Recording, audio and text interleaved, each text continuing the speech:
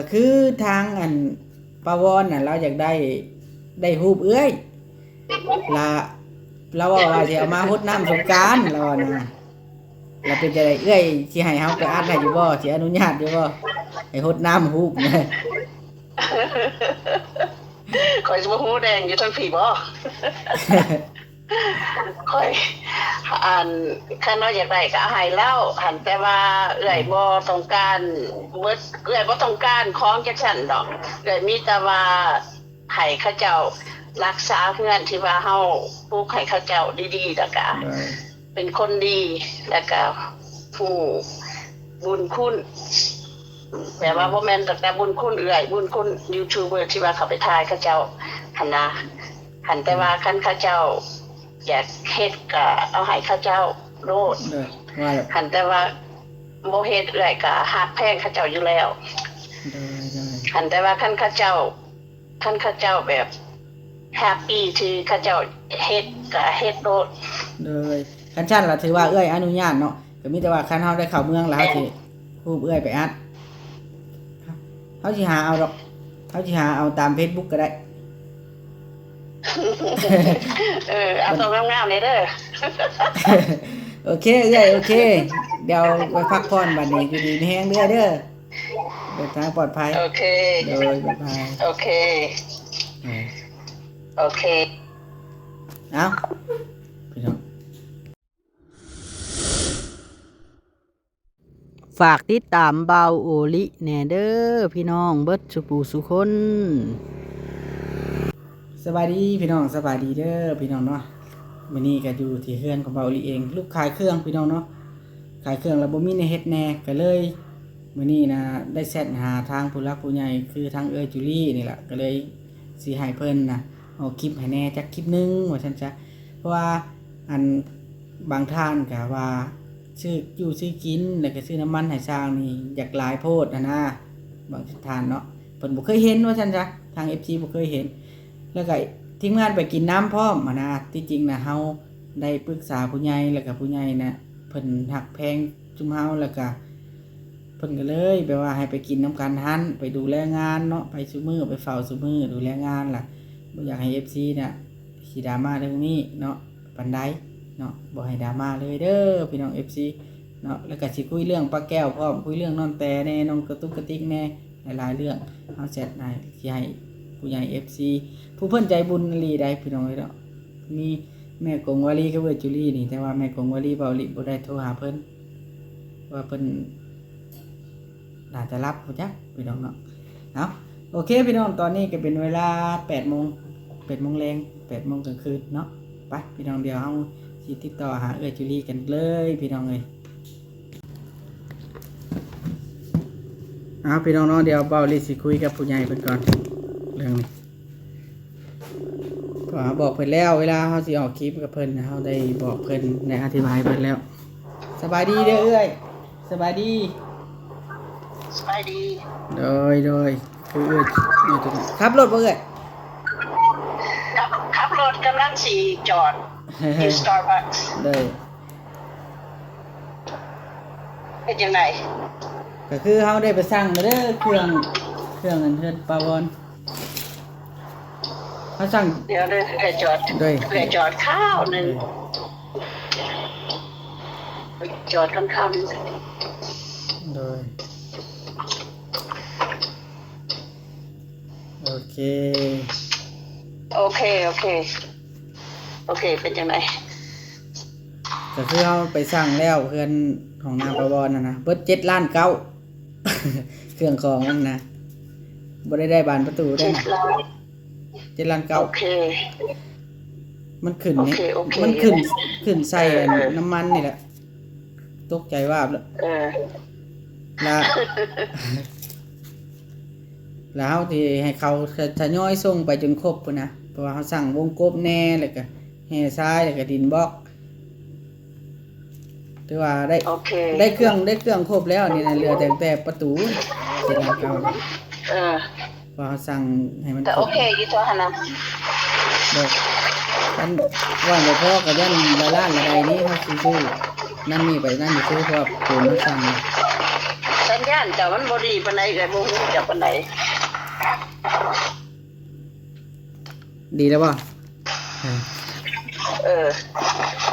เป็นได้เฮือนงามอยู่ถึกใจอยู่บ่ได้ออกมา เพื่อนแตนบ่ แม่นเริ่มถึกใจแล้วบ่ งามนี่อยู่ โอ้ งามนี่อยู่มันบ่ทันแล้ว มันก็บ่ทันได้คับ โดย เต็มบาดมันแล้วพุ่นน่ะมันจังสิฮู้ แบบสมมุติว่าเนาะเอ้ยสมมุติว่ามันแล้วมันหยังก็ให้เขาเจ้ามาขึ้นเลยเนาะเอ้ยเนาะอยากให้เขาเจ้ามันมาอยู่เลยนะ คัน เฮ็ดครัวแล้วก่อนบ่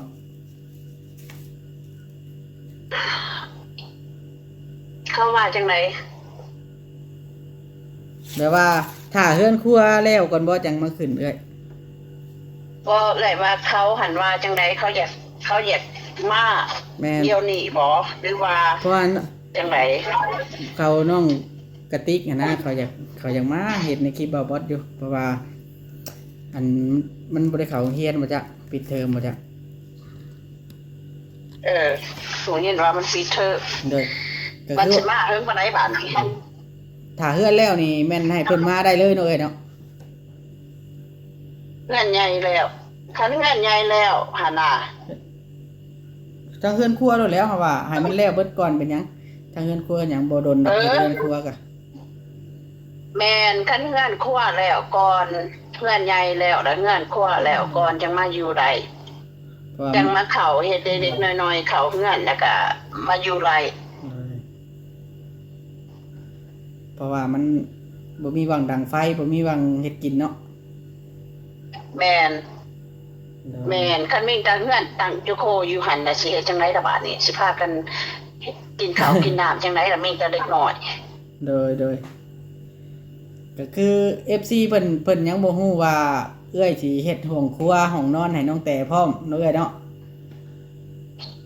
เฮ็ดห้องครัวอยู่กลางแล้วก็ห้องนอนอยู่กลางอันหนึงติดกันกับห้องครัวเพราะว่างบที่ว่าขายเฮือนหันมันเบิดแต่โดนแล้วมันเบิดแล้วงบใหม่สิเฮ็ดห้องครัวกับห้อง โดย น้ำห้องครัวกับห้องนอนนี่เป็นงบใหม่ โดยก็คือ เอ้ยกับแม่ส่งไปนี่20ล้าน โดยก็คืออันนั้นเนาะเอ้ยเนาะทางอันทีมงานแน่ทางสร้างแน่ก็กินมื้อหนึงว่าเกือบ300,000นะเอ้ยเพราะว่า แม่ หลายเติบได้เฮาจน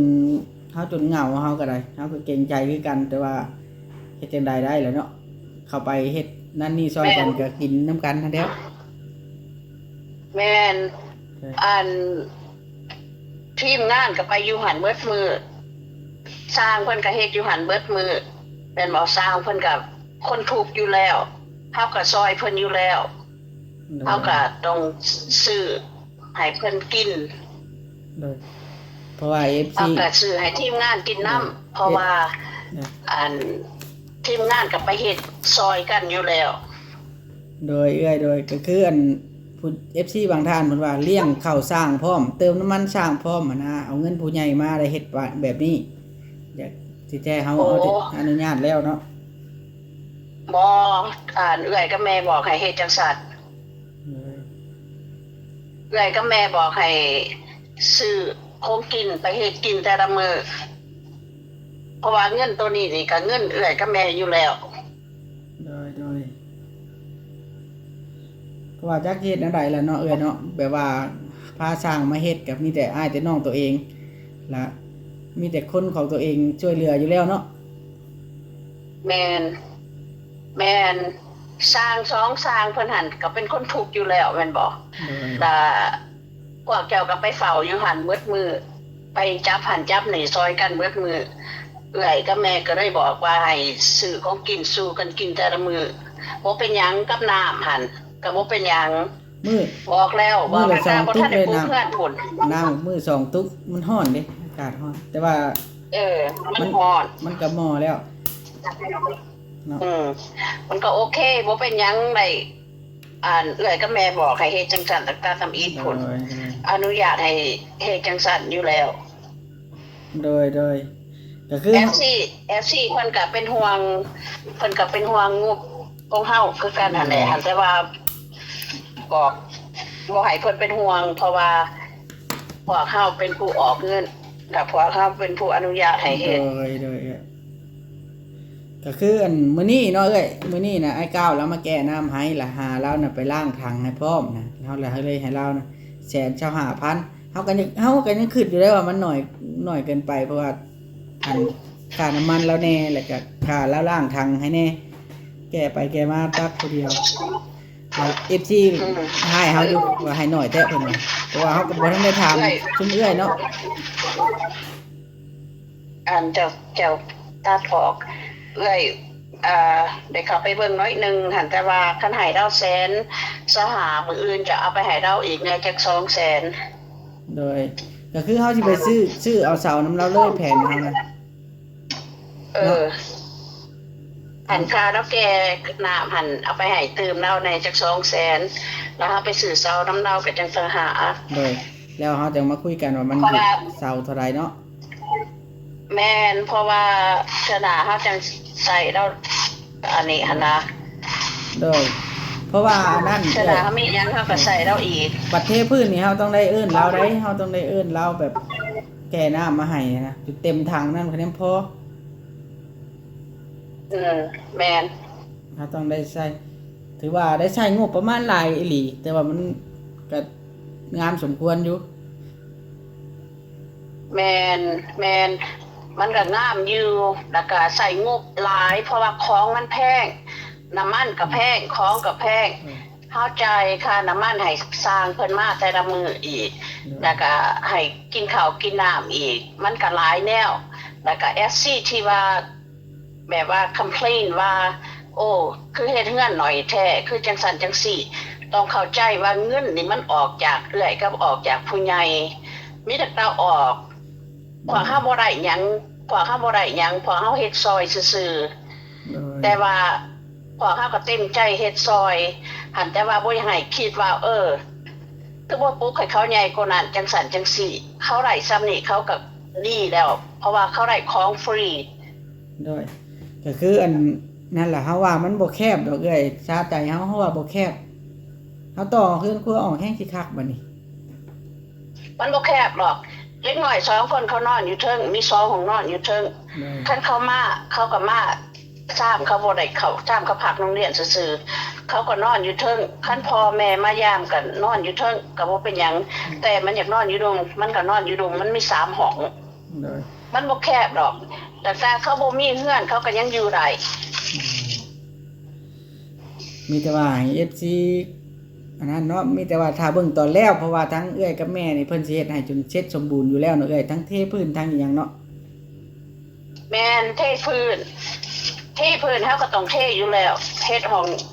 องครัวกับห้องนอนอยู่กลางอีกเลยถือว่ายังมีหลายแนวอยู่มีแต่ว่าต้องใจเย็นๆเพราะว่าบ่แม่นว่าสิได้เบิดซุแนวบาทเดียวโลดบ่แม่นเงินมันเกิดออกจากต้นไม้มีแต่ว่าเอาเงินเฮ็ดบ่ได้เอาเมียเฮ็ดค่อยเฮ็ดไปเท่าละน้อยละแม่นเฮือนแม่ตู้แก้วพร้อมกันนั่นเนาะเฮาต้องคอยเฮ็ดไปเท่าละน้อยเพราะว่าบาดเขาเข้ามาอยู่เฮาก็ต้องเบิ่งว่าเขาเป็นจังไดเขาสิเมียนเฮือนบ่เขาสิเป็นจังไดเขาก็ต้องเบิ่งไปเพราะว่าคนทุกข์มันก็หลายอยู่แล้วบ่แม่นเฮาสิซอยกับครอบครัวเดียวตู้แก้วอันนี้อยู่ข้างบ้านหั่นเด้แต่ละมื้อเราเฮ็ดกินเฮ็ดอยากให้กินเฮาก็ต้องซอยเราคือกันมีแต่ว่าถ้าเซอร์ไพรส์แล้วเนาะว่าเฮายังบ่ได้แจ้งข่าวดีแล้วเลยบ่ทันบอกแล้วบ่ยังสิถ่ายเซอร์ไพรส์แล้วแต่ว่าเฮาต้องเซอร์ไพรส์แล้วใจเย็นๆเฮาบ่อันนั้นไปก่อนเฮาเฮ็ดไปเทื่อละขั้นละตอนเรื่อยๆบอกเฮาแล้วเจ้าค่อยเป่าโมโหยินจะปานใดแม่นอันแจ้งแล้วไว้โดดว่าแจ้งแล้วไว้น้อยนึงพอให้เรามีกำลังใจลูกเฮ็ดกินเฮ็ดข้าวเฮ็ดน้ำสู่กินหั่นแหละพอเรามีกำลังใจโดยมื้อแต่ว่า มื้ออื่นบ่ มื้อนี้เฮาสิไปแจ้งแล้วก็ไปหาเบิ่งเสาอันไอ้ก้าวเลยทุกเดียวว่ามันสมควรเอาหรือบ่แล้วก็อันแจ้งแล้วข่าวดีไว้แล้วก็สิคุยกับช่างเรื่องค่าสร้างค่าหยังพร้อมค่าสร้างตัวนั้น โอเค เด้เพราะว่าเฮายังบ่ได้เสาเฮายังบ่ได้คุยเพราะว่าเฮาจะเฮ็ดอันทักเทิงให้มันแล้วก่อนเลยเฮาจังเทพื้นนะแบบว่าทาสีหยังคัดทั้งเทิงมันเล็ดเสร็จสมบูรณ์เฮ็ดคันใดแล้วก่อนเฮาจังเทพื้นเพราะว่า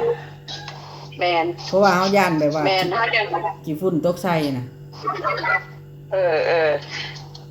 อเฮาจังเทพืชแล้วก็เฮ็ดทั้งดุมเฮ็ดห้องครัว โดย ห้องครัวกับห้องนอนนี่มันสิงามอยู่แล้วเฮาสิแอมฟ้าเซล่าให้มันคือกันกับทั้งเฮือนอยู่แล้ว โดย บ่แม่นเฮาสิเฮ็ดแบบบ่แม่นเฮาสิเฮ็ดบ่งามเฮาสิเฮ็ดงามอยู่แล้ว โดยแต่ แล้ว ก่อน ก็ แต่ก่อนมีคนคอมเมนต์ว่าแต่เสาขี้ร้ายเนาะเดี๋ยวนี้ย่าคอมเมนต์แล้วเฮาแต่งเอาเลย ที่ทำอิฐมันก็ขี้ร้ายนะมันมีแต่ไม้ซื่อๆมันมีแต่ไม้ตายซื่อๆมันก็ขี้ร้ายนะเนาะ บาดเฮ็ดไปมันก็งามเองดอกเห็นบ่เฮือนประวอด เลยถือว่า สร้างเขาเจ้าก็มีแต่สร้างเก่ง สร้าง3คนนี่ถือว่าผ่านอยอยู่เนาะเอ้ยเนาะ ๆเก่งเก่ง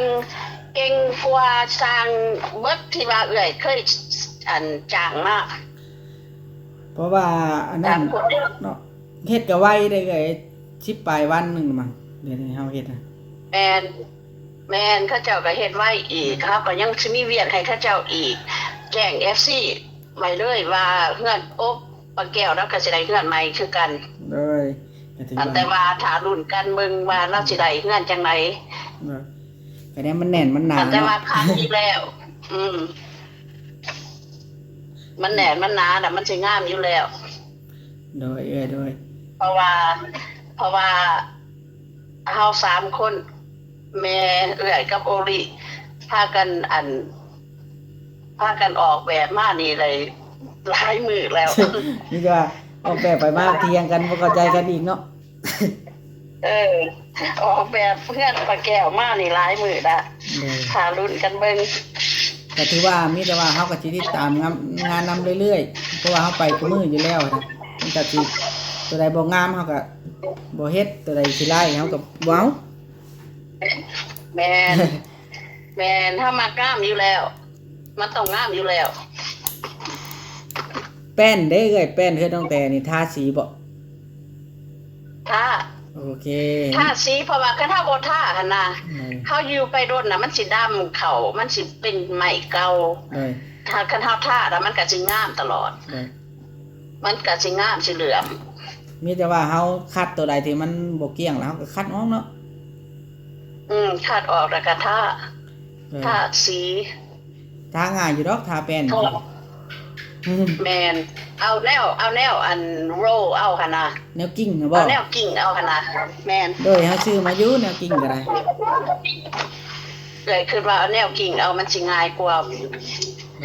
เอาบรัชก็ง่ายคือกันหั่นแหละก็โอเคคือกันหั่นแหละ แต่ว่าอย่างละเอียดแท้ๆนี่เฮาต้องเอาแปรงแล้วมันจังละเอียดมันค่อยถูไปเห็น เนาะเอา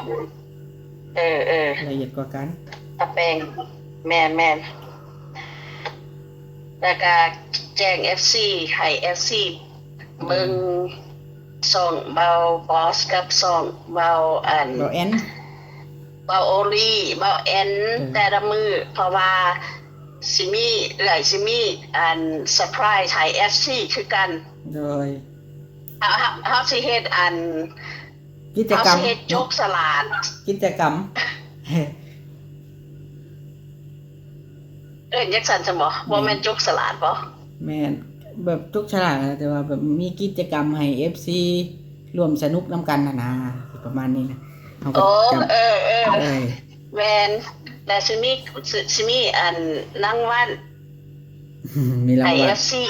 มีรางวัลให้อีกแล้ว ให้ FC มวนไปนํกัน เลย FC ก็มีเซอร์ไพรส์คือกันให้ FC มวนไปนํกัน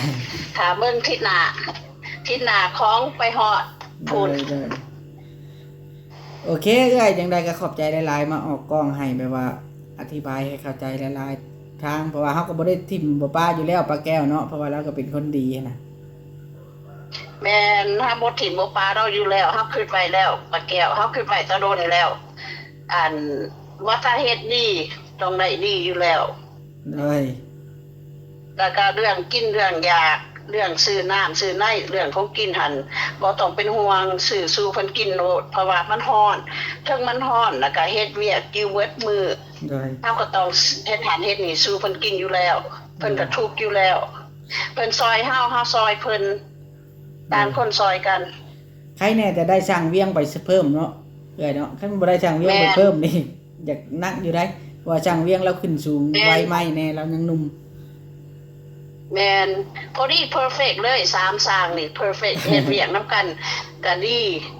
แต่ละมื้อก็เว้ากันม่วนแบบโอเคเลย สิมักหยอกกันได้มักหยอกลุงนิดพูดนั่นแล้วหยอกใส่เราจนให้ หยอกละหลายจังหน่อยปะแตวเราสิเกกอกจังหัน กับม่วนไปอีกแบบหนึงเนาะ แม่นก็ม่วนไปอีกแบบล่ะเฮาก็ซอยเพิ่นอยู่แล้วหั่นน่ะเฮาก็เต็มใจซื้อของกินให้เพิ่นกินซื้อของกินให้ยูทูบเบอร์กินบ่ต้องเป็นห่วง FC ก็บ่ต้องเป็นห่วงดอกเพราะว่าเอื้อยกับแม่เต็มใจเลี้ยงอยู่แล้ว โดยเพราะว่ามีอิหยังเฮาก็โทรหาเจ้ารายงานเจ้ารายงานแม่นะเอ้ยแบบว่าเฮาบ่ได้ขาดการติดต่อกันเนาะ แม่นของที่ว่าอ่านเลือกในเฮือนนี่แม่นเอื้อยกับแม่เลือกเบิดสุกสิ่ง โอลีมิตตา ปฏิบัติ ถาง าม น ว่าสิเอาสีหยังสิเอาจังไดแล้วก็เฮ็ดอันนี้ให้บ่ไข่ซื่อๆแต่เฮาเป็นผู้เลือก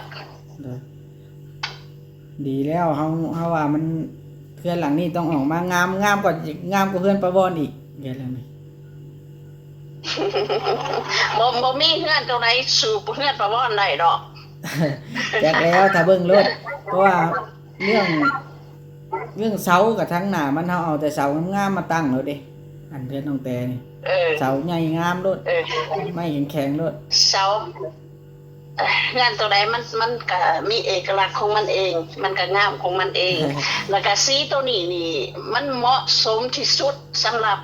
เล็กน้อยสำหรับแต่เฮือนป้าแก้วนี่เฮาสิเฮ็ดสีแดงเพราะว่าเราเป็นผู้เฒ่าและเฮือนสีแดงนี่มันสิสมกับผู้เฒ่าหลายกว่า แม่นผู้เฒ่ามักสีแดงสีขมากเนาะเพิ่นเกี่ยวขมาก แม่นเพิ่นมักสีแดงสีนี้อยู่แล้ว โดย เอา โอเคเอ้ยเดี๋ยวเฮาสินั่นก่อนบัดนี้ถือว่าขอบใจหลายๆขอบคุณยังมีเรื่องนึงเอ้ยเฮายังบ่ได้ถาม เป็นไง